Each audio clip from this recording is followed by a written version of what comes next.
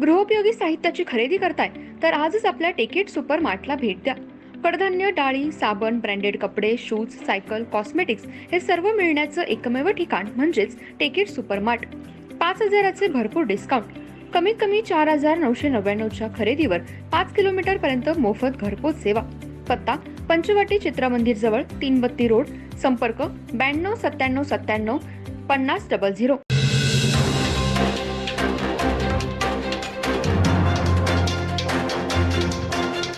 नमस्कार, मी तेजस्विनी मगदूम. एम मराठीमध्ये आपल्या सर्वांचं स्वागत आहे. पाहूया ठळक घडामोडी.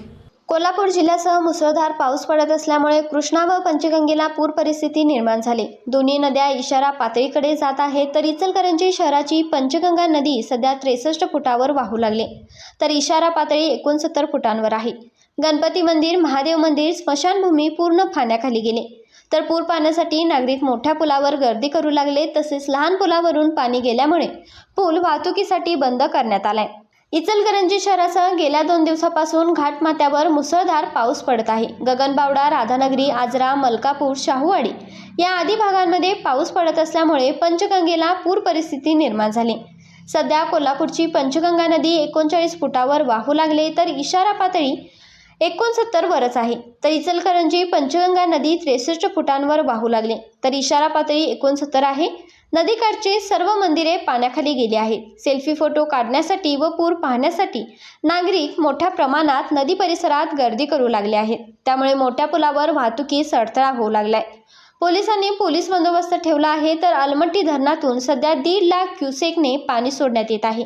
यामुळे कोल्हापूर, सांगली, शिरोळ, इचलकरंजी या भागातील पूरग्रस्तांना मोठा दिलासा मिळालाय. अलमट्टी धरण सध्या 80% भरले आहे. तर पुराचे पाणी आता नागरी वस्तीकडे जाऊ लागले. प्रशासन सज्ज झाले आहे. तर इचलकरंजी महानगरपालिकेतर्फे आपत्ती व्यवस्थापन तैनात करण्यात आले. तसेच पूरग्रस्तांना राहण्यासाठी योग्य ती तयारी करण्यात आली. तर जनावरांना चारा छावणी तयार ठेवण्यात आली. तसेच शिरोळ, कोल्हापूर या ठिकाणी NDRFच्या टीम तैनात करण्यात आल्या आहेत. पण आज सकाळपासून पावसाने थोडी विश्रांती घेतल्यामुळे थोडासा दिलासा मिळालाय. पण धरण क्षेत्रामध्ये मुसळधार पाऊस पडत आहे. जिल्ह्यातील राधानगरी व छोटी मोठी धरणे 80% भरलेली आहेत.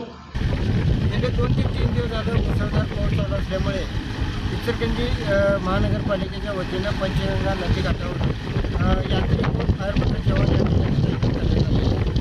कुठल्याही प्रकारचे अनुचित प्रकार घडू नये अशी प्रशासनाने खबरदारी घेतली आहे. त्याच पद्धतीनं असं जर पाणी वाढत राहिलं आणि स्थलांतर करण्याची जर वेळ आली त्यासाठी महापालिकेनं त्यांची राहण्याची व्यवस्था छावण्या केलेली आहे, जनावरांची छावणी केलेली आहे.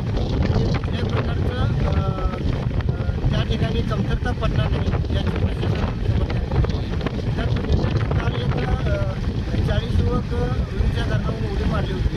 त्यातला एक केस झाला.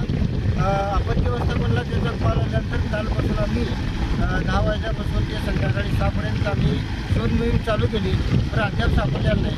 परत आम्ही सकाळी 10 पासून शोध मोहीम चालू केलेली आहे आणि आज संध्याकाळपर्यंत सापडेल अशी अपेक्षा आहे.